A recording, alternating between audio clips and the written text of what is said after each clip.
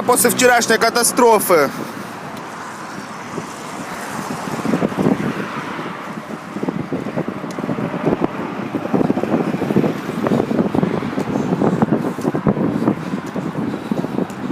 Это город летающих заборов.